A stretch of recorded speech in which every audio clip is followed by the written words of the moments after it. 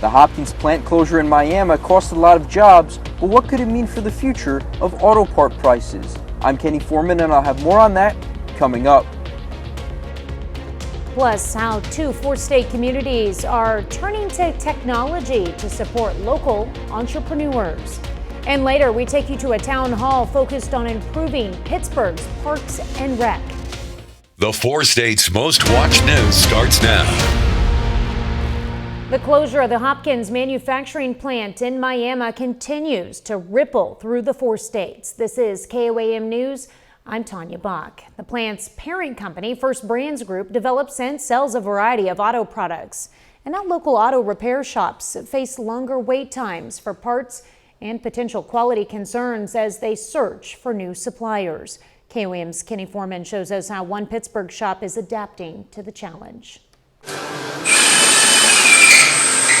For Neptune Auto Repair owner Jeff Lovell, the closure of a local and even American plant could mean going to further lengths to have the correct parts in stock. When a local company goes down like that, we've got to go source somewhere else. And when we tell a customer we can get their car done today and now we can't get their parts for 2 days, it just puts everything further back, and it's just not very convenient when something like that happens. For places like Neptune Auto Repair, a possible consequence isn't necessarily having to pay more for parts, but rather having to look overseas for parts that may be of lesser quality. We don't go on the price as much as we do the quality, because we want to put the best parts on a person's car that we can. I mean, we give a 36,000 3-year warranty on all of our new parts. And when we put a new part on there, we don't want it to come back, or we've got to take, and eat that profit. Lovell did acknowledge that generally part prices for items such as oil filters and spark plugs have seen an uptick over the last year. Although he can't pinpoint the reason behind the latest increases, price changes impact everyone. Whenever we get charged more for our parts, it's got to go back to our customers, and we probably we can't, or my employees don't make any more money on what their labor is, but when we got to pay more for parts, people don't like that. Vance Ford in Miami is expressing sorrow for the loss of the plant, given its meaning to the community. They added that they don't anticipate a negative impact on car sales at this time.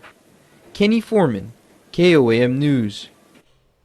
Lovell stresses the best way to help businesses is to buy local.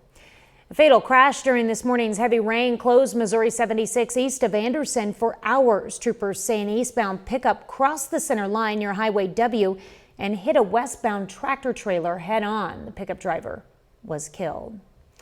Well, fortunately, the rain has stopped for most of the 4 states, but some of the areas are still seeing some severe weather. Meteorologist Austin Stantz joins us with the first look. Yeah, thanks, Tanya. So we have some thunderstorms moving through the area. That severe thunderstorm watch extended in portions of southwestern Missouri here till 11 o'clock this evening. Here's a severe thunderstorm warning that's going until 9:30 in Berry County. This severe thunderstorm warning issued with a 1-inch hail attached to it. So let's go ahead and time this out for you. The storm is moving northeast at 40 miles per hour. So let's go ahead and take the center of this storm at out 40 miles per hour. Mineral Springs 918, Shell Knob 925, Cape Fair 939, Galena 946, Reed Springs 949. Let's see, Ponce de Leon is 958. So again, this storm is moving northeast at 40 miles per hour right now. 1-inch hail attached with it at this time. If we bring up our hail tracker real quick, we can go ahead and see that hail that is on there. There it is right there, that area of blue that you're seeing. So again, this storm actively dropping hail. So if your car is outside, make sure you get that car in the garage under a carport if you can, and stay indoors until this storm passes. Tanya? All right, thanks, Austin. Well, community members step up to the plate tonight to help shape the future of local parks and recreation. Pittsburgh Parks and Rec currently offers a number of activities: youth sports leagues, aquatic programs, disc golf, and adult fitness classes, just to name a few. Tonight's session at the Lincoln Center is the second of 2 town halls where residents are sharing their ideas for programming and facility improvements. The city's Parks and Rec Department is teaming up with Pittsburgh State University students to develop a new strategic plan. Every year we work with a community organization to provide a strategic plan for them, focusing on ways that they can meet the needs of the community better. And this year it just was fitting that we would work with Pittsburgh Parks and Recreation. The students will use tonight's feedback to create a community survey launching later this month.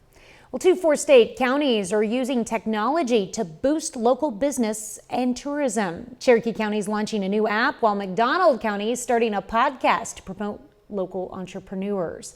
KOAM's Nellie Lopez shows us how their innovative approaches are making a difference. Let me see if I can build an app to serve that need, and that is where Explore Cherokee County, Kansas came from. That need be in one location to see what all a county has to offer. Then you can go into town. Sarah Comer created the app to show local restaurants, businesses, and events. More visibility on the businesses, to get more visibility on the towns and the attractions, to keep people here in Cherokee County and be able to explore and experience all the cool things that we have in our county that people may not even know about. Sarah also works directly with small businesses to help put them on the map. Being a small business owner that hates technology, I'm relying on another small business to be able to do that. I'm hoping that this app will draw in not only the travelers, but we still have people in our little town that still don't know that I'm here, and I've been here for 3 years. But people are all about being on their phones and being on apps. An initiative community members are taking to help boost traction. But Cherokee County isn't the only one. In Missouri, McDonald County is going a different route. The Chamber of Commerce is starting their own podcast. Podcast will be about a 30 or hour long segment that just hyper focuses on that business owner, the history of their business, whatever they got going on, and whatever they want to use that hour. A way the Chamber of Commerce is helping local businesses to promote themselves. Everybody's either doing a podcast or listening to a podcast. They're very, very popular, and they're virtually free to do. So it's a very financially efficient way to get the word out about something. Whether it be in an app or a podcast, just 2 different ways community members are trying to help out their counties.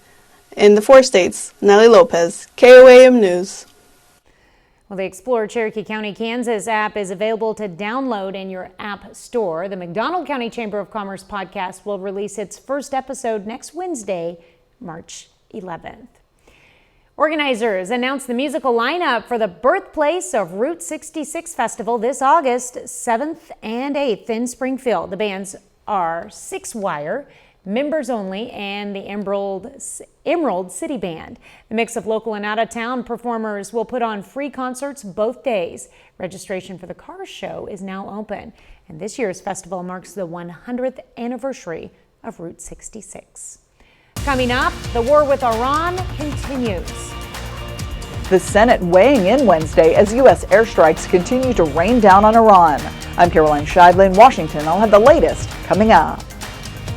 But up first, were you affected in the Blue Cross Blue Shield data breach recently and received a notification from Conduent? What you need to know. If you have Blue Cross Blue Shield insurance, you may have received a data breach notification letter in recent weeks. Millions of Americans are dealing with compromised personal information, including Social Security numbers and addresses. Adam Woodbray explains what you need to do to protect yourself. The biggest impact individuals are going to feel about a data breach is most of the time it comes through no fault of their own. During his 20 years in cybersecurity, Matt Powell, the executive director of the Missouri Cybersecurity Center of Excellence, has seen his share of data breaches. And you kind of feel helpless in that scenario because it's not like you went out there and plastered your social security number, your address, and your credit card number, and your secret question answers to the whole world, but one of your trusted partners did. Recently, millions of Americans got a letter in the mail from Conduent Business Services. The company provides printing and mailing services for other businesses. It says it had a massive data breach. Whoever did it was in the company's system from October 21st, 2024 through January 13th, 2025. Conduent says the personal information stolen came through its clients. It didn't specify which companies, but said it was your current or former healthcare provider. Powell says one of his coworkers came to him with the Conduent letter. One viewer on Facebook commented about getting 5 different notices for medical data breaches over the last year, and if that seems like a lot, well, it may not be a stretch of the imagination. Powell says if you get a letter, the first thing to do is make sure it's real. You can always contact the company directly for verification and start watching your accounts for any suspicious activity. And in some cases, you may have to monitor these accounts for 6 months to a year afterwards, because just because you've been notified that your information was out there and taken, they could lay dormant for a while before they act on any sort of things against you. He also recommends changing passwords regularly, have multiple passwords, and to talk to your banks. In the letter, Conduent also lists a few things that you can do. It also listed a few credit monitoring services you can enroll in free of charge for a year. But are they helpful? I would say for the average person, there's a value to that. Unless you are just actively monitoring all of your digital footprints out there, it's going to do that for you. Austin is next with a complete look at your forecast, and later hundreds of thousands of bikers gather in Daytona for Bike Week.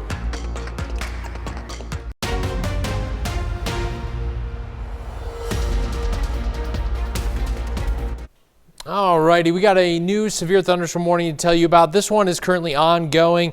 This one here in Barry County going until 9:30. Just south of that one, we have another just issued severe thunderstorm warning in Benton County. This one also going till 9:30. I want to focus on the one just northeast of that here.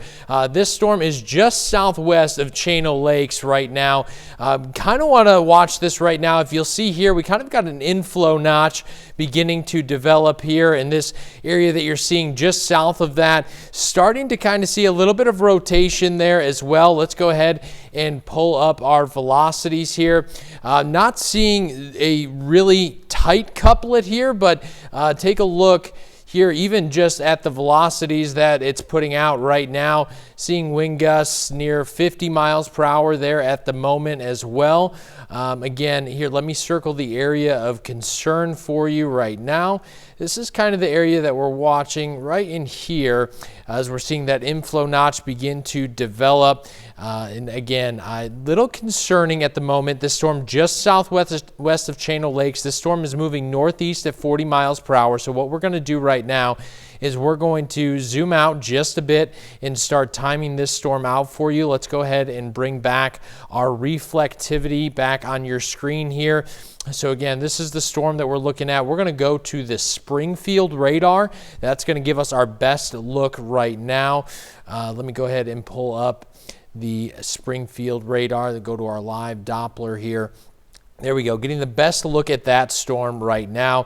Let's time this out for you. Again, moving northeast at 40 miles per hour. So I'm going to go ahead and put it at the center of the storm here just so everyone has a little bit more time to prepare. We do not want to wait for that rotation area to start moving over your area before you take cover. Okay, Chano Lakes, 9:21. So you got about 4 or 5 minutes here to get yourself to safety. Emerald Beach, 9:27, 9:30 Arrow Point, 9:34 Viola. Again, this is in Missouri, moving northeast at 40 miles per hour. So let's make sure that you're getting to your safe place right now. Not only are we dealing with the potential rotation here on this storm, but also we are looking at a hail threat as well. So let's go over to our hail tracker. Look at this hail that has been ongoing with this storm. So this brighter area that you're seeing here is current hail. The more transparent area to the left of that is actually over the past 2 hours. So this storm has been dropping hail as it's been moving northeast. Let's go ahead and get you a reading on this hail right now. So just around an inch, 9/10 of an inch right now. So again, this is going to be something that you want to make sure you're taking care of and taking time to get in your shelter. So let's go ahead and make sure you're in your shelter. Now, before we send it back to Tanya, let's just go ahead and get a look at this storm in Benton County. This is just northwest of Bentonville. Here's the track here as well.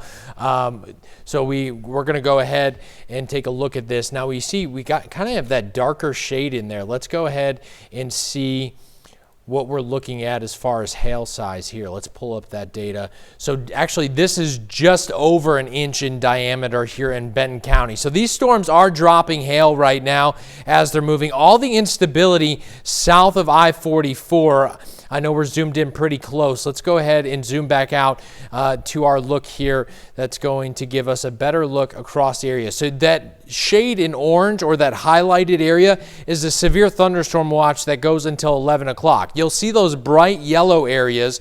Those are the severe thunderstorm warnings. Now, the reason why you see it being trimmed down a little bit here as it's moving into, looks like into Berry County there, and then also into McDonald County, that is because that is actually Springfield's office, so they will actually have to go ahead and take over that warning.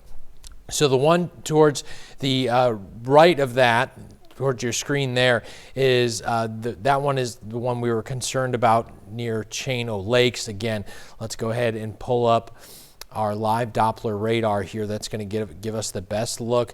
So one more time, let's just check the rotation on this right now. So that area that we saw over rotation is now centered over Chano Lakes. So again, let's pull this up really quick and make sure that we're not seeing anything too concerning here. Let's take the lightning off your screen to get a better look. Okay, so here's the area of rotation that we are concerned about. Again, this is not a very tight couplet, but it is enough right now just to be on the concerning side. Some broad level rotation could be a possible funnel cloud in there.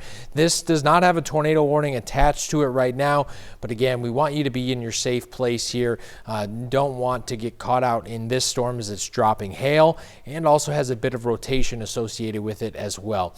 All right, we're going to go ahead and send it to break here. Again, the storm moving northeast at 40 miles per hour. We'll have more updates as they come. And again, just make sure that you're getting to your safe place this evening. Most of these storms going to stay south of I-44 this evening. This weather alert is brought to you by Roper Kia. Inspire Health Foundation is helping develop the next generation of healthcare professionals, hosting local high school girls for an interactive career exploration conference. Students from across the area met experts in family medicine, dental, pharmacy, and nursing, and got hands-on with mock forensic nursing, simulated skin biopsies, and live pharmacy demos. We know there's not enough young students selecting healthcare as their field of interest to replace the gap of those that are getting ready to retire or end their career in healthcare. So the idea is to really build these pathways for students to be able to see themselves in the career, really understand the education requirements, the skills required. And even for students who choose a different path, organizers say the experience still matters because understanding how the body works and how to navigate the healthcare system helps build healthier communities for the future. 30 more minutes of news, weather, and sports coming your way. The IRS says it's ready for tax season despite big staffing losses and a growing number of political controversies. I'm Mike Emanuel in Washington. I've got the details coming up. And the Pentagon sends more troops to the Middle East as strikes target deeper into Iran. You're watching the 4 states' most watched news. This is KOAM News at 9 on Fox 14. I'm Tanya Bach. From death to taxes on Capitol Hill.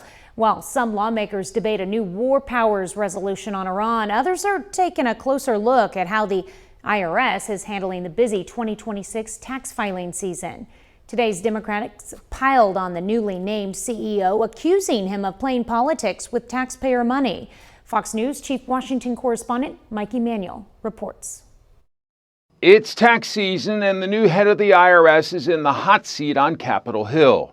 Frank Bisignano, the first person to serve in the newly created role of CEO, getting hammered by Democrats on the House Ways and Means Committee about how the agency will cope with the loss of more than 25% of its staff during the DOGE cuts. America needs an IRS that serves them reliably, not one that is repurposed as a tool for this president. Democrats also accusing the IRS of targeting the president's political enemies and lying about the size of Americans' refunds.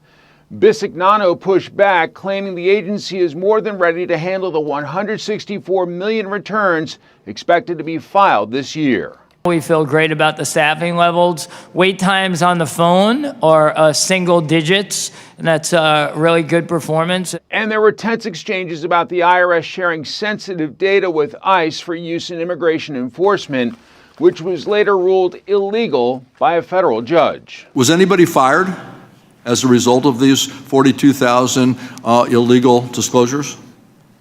No, sir. Was anyone disciplined? No, sir. But Republicans came to Bisignano's defense, saying he's doing his best to rebuild the IRS. IRS has always been one of our top agencies. I think we're seeing improvement already, and so I'm very grateful for your work. And if you haven't started doing your taxes yet, time is running out. The filing deadline is April 15th. In Washington, Mike Emanuel, Fox News. A contentious hearing on Capitol Hill over Minnesota's welfare fraud scandal. Lawmakers grilled Governor Tim Walz and Attorney General Keith Ellison about their response. Republicans claim both leaders knew about fraud concerns years ago and did not act, costing taxpayers billions. The Trump administration linked the fraud scandal to its immigration crackdown. You have not been good stewards of the taxpayer dollars, and the Democrat position is, well, keep the money flowing. The American taxpayers have had enough. I'm with you. I want your help on fraud. Why would I not want money to go to the programs I care deeply about, feeding people, clothing people, housing people? But what ICE did disrupted everything that we were doing. I would say very clearly, fraud is a odious, horrible, malignant thing. And that's why it should not be turned into a political weapon. This hearing is not about welfare fraud. It's about placating Donald Trump. Walz and Ellison have denied any wrongdoing. The Trump administration's operation has so far led to no new arrest related to fraud. Well, the White House says U.S. ground troops are not currently part of the plan for its military operation in Iran, but did not rule them out. President Trump touts the effectiveness of the strikes as Congress debates his wartime authority. Fox News correspondent Caroline Shively reports. The Pentagon says more U.S. forces are on the way to the Middle East as the military prepares to hit targets deeper into Iran. U.S. and Israeli airstrikes continue pounding Tehran. Wednesday, another police base in the Iranian capital was hit and destroyed. The military even bringing in B-52 bombers to join the fight. Those have been in service for more than 60 years, after previous missions took out the bulk of Iran's anti-air weaponry. We're in a very strong position now. Their missiles are being wiped out rapidly. Their launchers are being wiped out. Iran's Navy taking heavy losses. For the first time since World War II, a torpedo fired by a U.S. sub sunk a warship in the Indian Ocean. This was never meant to be a fair fight. And it is not a fair fight. We are punching them while they're down. Meanwhile, Iran is bombarding its neighbors. This Iranian missile landed with a thud in a field in Syria, but failed to explode. On Capitol Hill, the Senate sounding off, with a vote on a war powers resolution requiring Congress to okay further strikes. The president does not get to declare war on his own. Everybody talks about endless wars and comparing this to Iraq. It's been 5 days. Right? Iraq and Afghanistan was 20 years. Since President Trump would likely veto the limit on his power, it's a largely symbolic measure that will show where lawmakers stand on the war. In Washington, Caroline Shively, Fox News. Austin is next with a complete look at your forecast, and later.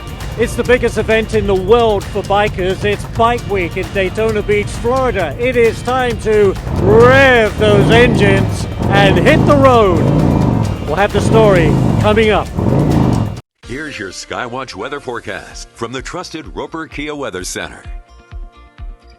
Well, most of us have been done with the severe weather for today, but unfortunately not all of us. Southeastern Barry County dealing with a severe thunderstorm warning right now. Let's get a closer look at this. As this storm continues to push northeast, take a look at that. We saw a wind gust registered at 72 miles per hour with this storm. So it's continuing to move northeast at 30 miles per hour.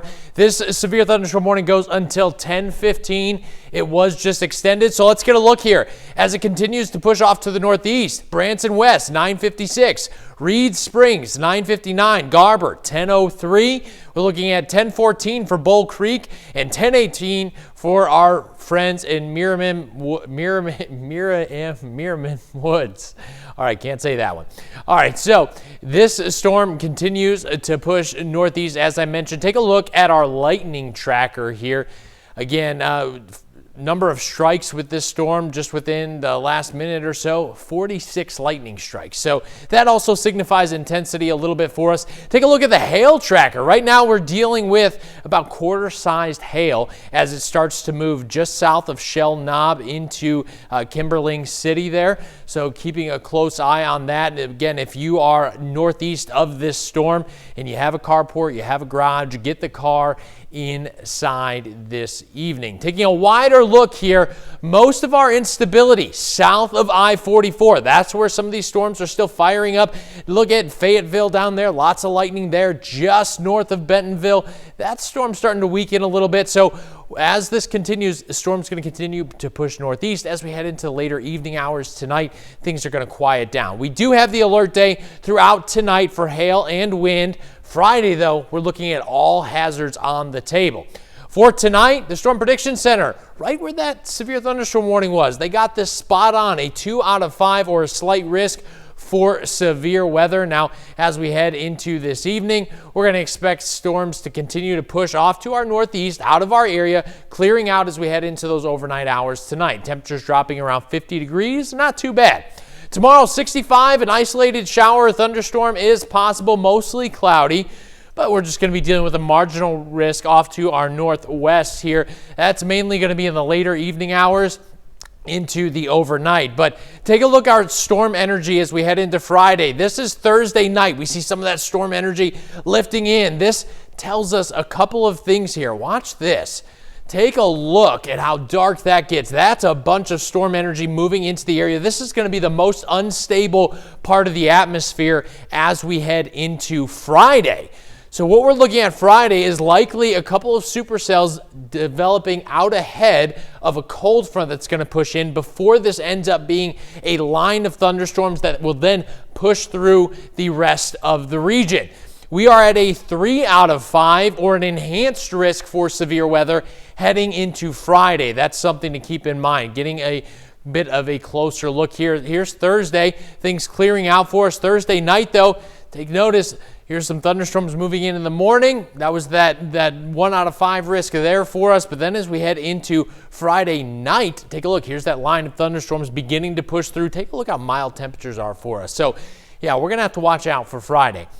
We still have our alert day for Friday and a possible alert day for Tuesday as well. So severe storms possible next week as well, Tanya. So a bit of a bumpy ride tonight, but we also get a little bit of a break before we have to prepare for severe weather again Friday. And it's nice to know that you're on top of it. Thank you. All right, thanks, Austin. We'll want to stay ahead of the severe weather season. Scan this QR code with your phone and head straight to the updated weather resources page on our website, where you can find information on storm shelters, weather updates, closings, and road conditions. It's called the Weather Resource page, KOAMnewsnow.com.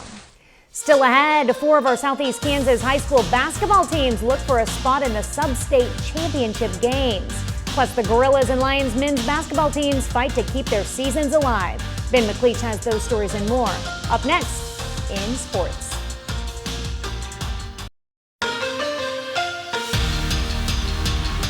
It's day 1 of the 2026 MIAA Basketball Championship as the Gorillas and Lions men's teams fight to keep their season alive. 8-seed Pitt State tipping off the men's bracket against the 9-seed Central Oklahoma. First half, Gorillas trailing by double digits, and the MIAA leader in assists per game, Mason English, drives and dishes to Donald Coates for the lay-in. Moving to the second half, Park Hanna on the run-in transition for UCO, putting on the moves with Euro step and reverse finish. A couple possessions later, Broncos up by double digits once again. Jack Robinson with the drive and kick to Marcus Ziegler Jr., who trains the 3. UCO up 14. Do or die time for PSU. English swinging it to Connor Rogers, who fires from 3. Nothing but net, plus a foul. cutting into the deficit, but it isn't enough. The Gorillas' season comes to a close with a 62-53 loss to the Broncos.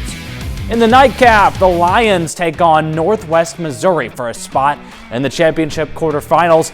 This one is tightly contested as we go live. The Lions and Bearcats are knotted up at 47.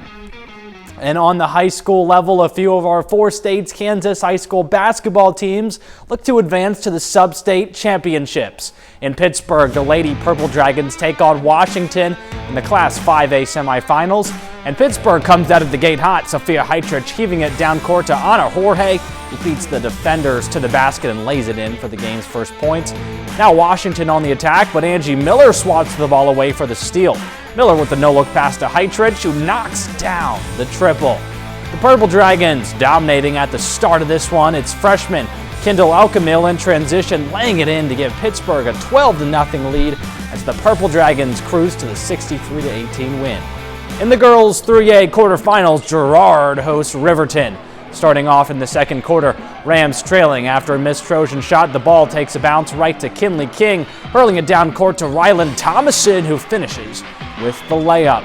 In transition now, Riverton moving the ball up quickly. Avery Barnett finds Thomason. Behind her, Thomason jukes the defender and drains the mid-range jumper to inch the Rams closer. But the Trojans wouldn't back down. Carson Oran poking the ball free right to her teammate Kennedy Keller, who pulls up and knocks down the jumper as Girard takes down Riverton 42-34. In the boys' 2A semifinals, Colgan takes on Udall at home. We're knotted up at 12 in the second quarter. Brady Bottega driving. He finds an open Joe Lomshak, who pulls up on the spot and knocks down the jumper for the lead. And the Panthers keep on rolling. Brady Crossland dishes it down low to Hardy Baker, who gets it to go through a sea of defenders. Now after some passing around the key, Gabe Brown passes it back to Baker in the paint. Baker finishing at the rim to put the Panthers up by 5. They dominate in the second half to take down Udall 51-39.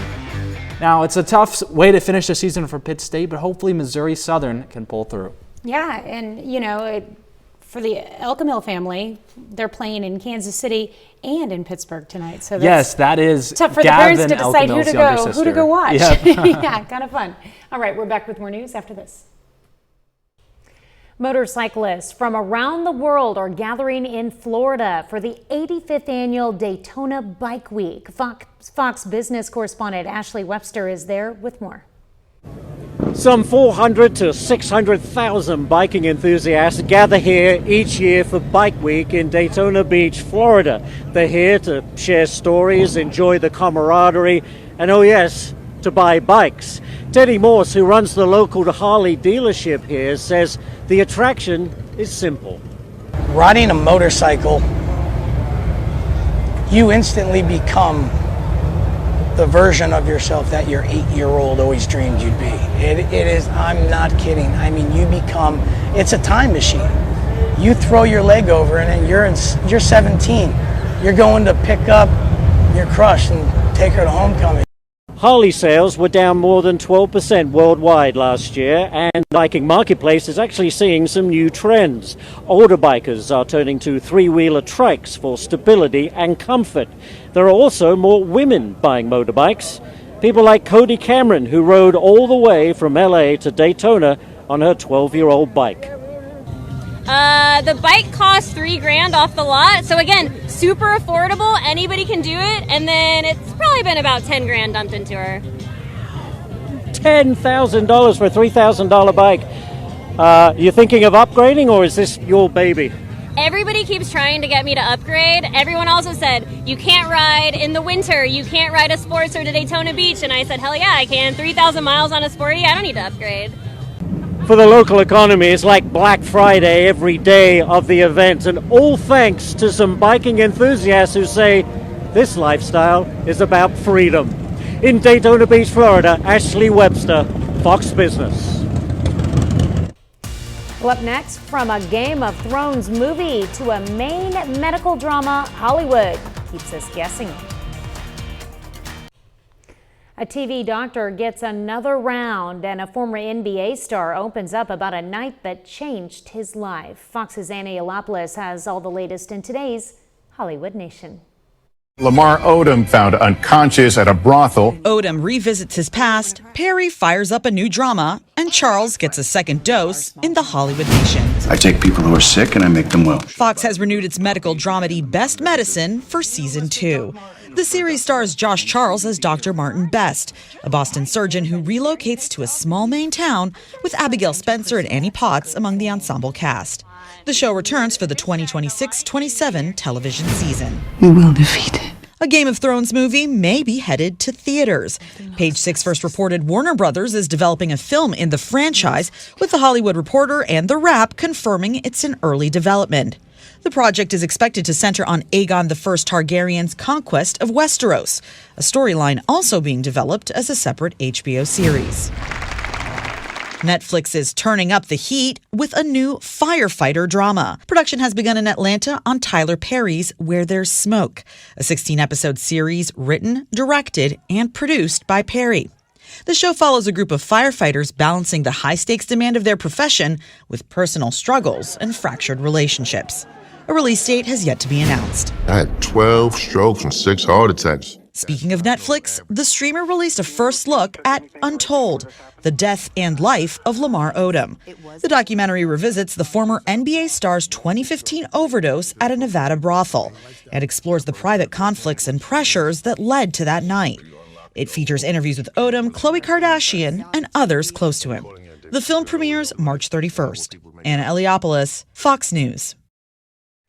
Well, that's our time for tonight. Thank you for joining us. We're going to leave you with video of Africa's great wildebeest migration on the Serengeti. Have a great night and an even better tomorrow.